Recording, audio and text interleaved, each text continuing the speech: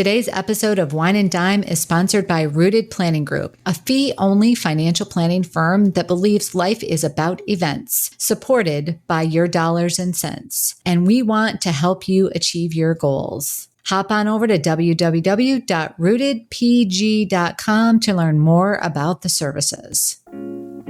Every week, it's my goal to share financial information that helps you in both your life and Financial Vineyard. We hope it takes you from your roots to the journey of your vines and the influences in the air that have helped craft your delicious life. Like wine, life and finances have different palates that should be celebrated and not judged. Hi, Wine and Dime listeners, Amy Irvine here. I hope you all are having a wonderful day whenever you're listening to this podcast. Today, we're going to be talking about a bunch of initials: SIPC, FDIC, NCUA, and the insurance limits that go along with all those. I know that this is something that a lot of people are a bit concerned about because of some recent bank failures that have happened to be in the news, and it's caused some concern that I think is warranted and we need to explore a little bit further. But before we dig into that, I wanted to give a shout out to Berklee Winery in Lubbock, Texas, as I continue on my adventure with my taste buds throughout the United States this year. I wanted to shout out, I actually have featured them before on my podcast, but I was in Texas recently, and so it made me think, I need to, get back into trying some Texan wines. Just so happens I was able to find a 2019 Bourbon Barrel Cab. Now, this is not an inexpensive wine, but if you have a big event and you want to share some really good wine with friends,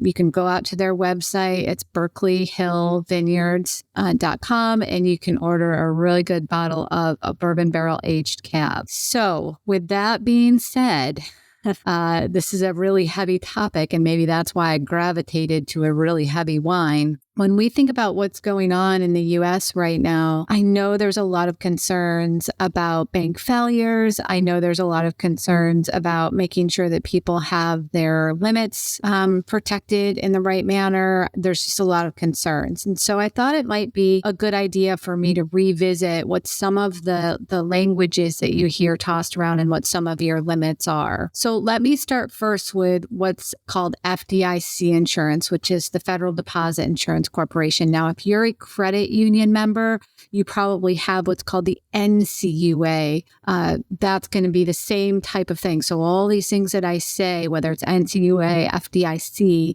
there's still insurance behind these deposits. So everything that I say to you is going to be true with regards to the coverage. Now, I am going to post a link in the show notes with this information for you to be able to visit. They have a nice little brochure, so I'm going to post that link in there so that you can go out there. You can also do a estimator. So they have a great tool online that you can go to and actually see if your funds exceed the FDIC limits. So again, I'll post both of those in the show notes so that you have them. So let me kind of give you a little bit of background because I think it's really interesting. Now, all this information, again, is out on the FDIC website. So some of it, if you go out there, you're going to see that it's the same information that I'm giving you because that is where I got the information from. The FDIC deposit insurance was actually started in 1933. And the reason was, they didn't want to happen what happened in the Great Depression, which was a run on the banks. My husband and I were in Jekyll Island several years ago, and the idea of the FDIC actually was generated during that period of time on Jekyll Island to help prevent any kind of run from ever happening again. So it covers things like checking accounts, non-negotiable orders of withdrawals called NOW accounts. You rarely see them called that anymore, but savings accounts, money market deposit accounts, CDs, and then even cashier's checks, money orders, and other official checks issued by a bank. Here's what it does not cover. It does not cover stock investments, bond investments, mutual funds, any kind of crypto assets, life insurance policies, annuities, any kind of municipal securities, safe deposit boxes or their contents, and then U.S. Treasury bills or bonds or notes. Those are completely different vehicles. So they do not get FDIC insurance. So for some people that think, oh, I'm working with a bank or a credit union on my investments, that kind of that coverage does not extend to your investments. That's something called SIPC. And we'll go through that in just a moment. So the standard insurance amount is $250,000 per depositor. Now, there's been a lot of commentary in the news right now about should that limit be raised, based on inflation, all of that. So, that certainly is a possibility that could happen. But right now it's $250 per depositor per insured bank for each account ownership category. Now, I said that very slowly because there's a lot packed into that. So it provides separate coverage for deposits held in different account ownership categories. And all deposits that are account holders in the same ownership category at the same bank are added together. So you can't have 4 accounts that have Amy Irvine is the account owner on them. But you could have 4 accounts that maybe one is Amy Irvine IRA and Amy Irvine Roth and Amy Irvine Joint, and then Amy Irvine that could have a Totten beneficiary or something like that. That's not, that's a separate person. So the coverage levels really do, it's really important that you look at the account ownership categories and see where you fall into those categories. And again, when I look at it, they have a great example out there. They have single accounts owned by one person, joint account owned by 2 people, certain retirement accounts, it's per owner. These are all the different account categories, by the way. Revocable trust, it's $250,000 per owner per unique beneficiary. I want to repeat that. For revocable trust, it's $250 per owner per unique beneficiary. So Brett and I have a revocable trust. We have 5 beneficiaries, we actually have 7, but we have 7 beneficiaries. So each unique beneficiaries would actually get the $250,000 of coverage.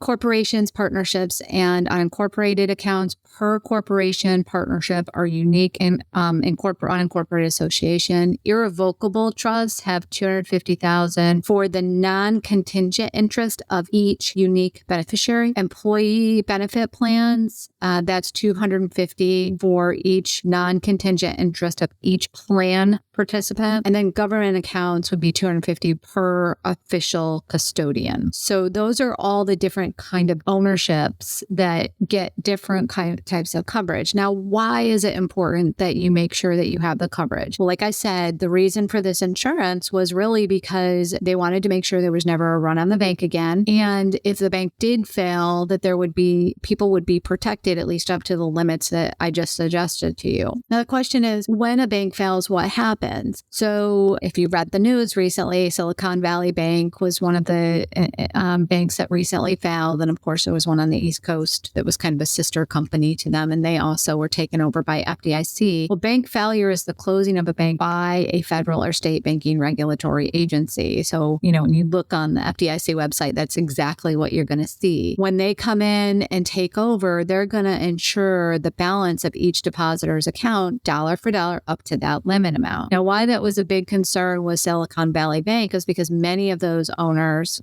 I won't say many, but some of those owners exceeded those limits pretty significantly. So, FDIC and the Fed came in and said, no, we're going to actually, guarantee the balances on those accounts. And if you want more information about what happened with Silicon Valley Bank, we can certainly, we'll put a link in the show notes for the video that I did on that. When in 2007, 8, and 9, we had several bank failures that happened, and we actually saw that at that point in time when the FDIC would come in and put it in receivership, they would give people back the money that they had. And if they had like a CD or something like that, it would give them a principal and some accrued interest. Sometimes it was on that particular amount of money. But even so, if you get your principal back, that's where most people are most concerned about. So that in a nutshell is FDIC and NCUA coverage. And I know that was an awful lot of information in 10 minutes or less. Now let's hop on over, because if you recall, I said FDIC NCUA does not cover your investments. That's something called SPIC. So for those of you that are wondering what that stands for, SPIC is a Securities Investor Protection Corporation. And one of the things that people don't understand when it comes to investments. Of course, we can never guarantee the actual market value. So things can kind of go up and down, and SIPC is not meant to cover that, but it is meant to cover fraudulent activity or a investment banking company or investment like brokerage firm going kaput, for lack of a better word. So there is protection of customers with multiple accounts. And again, this one, the terminology is called separate capacity. That's the term. That's what the SIPC language is out on their website. They talk about separate capacity, and each separate capacity is protected up to $500,000 for securities and cash. Now, you'll notice on there it says if it's cash and securities, the max on the cash is only $250. Very similar figure than what it is to NCUA and FDIC, but your account protection overall is $500. So if you have $300,000 in cash and $200,000 in securities, only $250 in cash is protected, and then the other $200 would definitely be in securities. So, but if you had $250 in cash and $250 in securities, that whole $500, and if it was 100% in securities, then the whole $500 would be protected. Accounts held in the same capacity are combined for purposes of SIPC insurance. So, this is where it's important to know. And FYI, some companies, some brokerage firms have additional SIPC coverage. So they will have, I know if, for example, we've done a lot of research on our custodians, Schwab happens to have excess coverage that they will give to their account holders, meaning that they'll give, they have like a maximum amount of $600 million in excess coverage, but each person would not get more than $159.5 million. But the grand total that they would cover is $600,000 above and beyond your coverage limits that are already there. So it's kind of an aggregate coverage once it gets over the $500,000. And that's why people have multiple custodians sometimes, because they want to make sure that they have that limit, or they'll have it in separate account types. So here's examples of separate capacities, very similar to SIPC, but individual FDIC, individual accounts, joint accounts, accounts for a corporation, an account for a trust created under state law, an individual retirement account, a Roth individual retirement account, an account held by an executor for a estate, and an account held by a guardian for ward or minor. Those are all considered separate capacity, separate accounts. So they give a great example out on the website that I'll post this in the show notes so that you have it. The example that they give is Mary has an account in her name at a brokerage firm. Mary is protected up to $500,000. Joe has two brokerage accounts, each of them in his own name. For purposes of SIPC, Joe's accounts are combined and protected, and Joe is protected by SIPC up to $500,000. Now, Joe and Mary are married, and they have a joint account, which is separate from the individual account that they have at each firm. And the additional maximum of $500,000 of SIPC protection is available for the joint account. On top of that, Joe has a Roth account and an IRA at the same brokerage account. Joe is protected up to $500 for the Roth and up to $500 for his IRA. I think that gives a great example of the additional coverage that you get, because people sometimes hear $500,000. They're like, I have more than that in one particular brokerage account. But when we actually break it down and see where your coverages are, you may not have as much exposure as you think. And we can all, one thing that we always talk to people about is the risk associated with the company that you're invested with. And, if you get to a certain level, do you want to work with multiple custodians so that you have the coverage that you feel comfortable with? This is something that we always think is a good idea to revisit every once in a while, but right now it's something that's in the forefront of everybody's mind. And so we wanted to take just a short podcast to kind of walk through all that, explain it. Again, I'll provide the information that I mentioned in the show notes. I hope you found this information very helpful. Certainly, thank you for listening to the show today. I know it was a lot of information that we spewed out at you. We hope that you did enjoy the episode, and we'd love it if you shared this with your friends. And certainly if you could spend just a few minutes to go out on iTunes and rate us, because the more people that rate us, the more people can find us. And, we're able to put good information like this out there into the world with your assistance. So thank you, everyone. And if you have topics that you would like to hear, don't hesitate to send them our way. We'd love to include them in the show. And that will about do it for today's episode of Wine and Dime. You can contact Amy through the website, www.rootedpg.com, or amy@rootedpg.com. You can also follow us on Facebook and Instagram at RootedPG for the latest news. And if you have any questions, comments, or topics you would like to hear about, feel free to let us know. And don't forget to rate and subscribe the show wherever you get your podcasts. And again, thank you for listening, and be sure to tune in next time.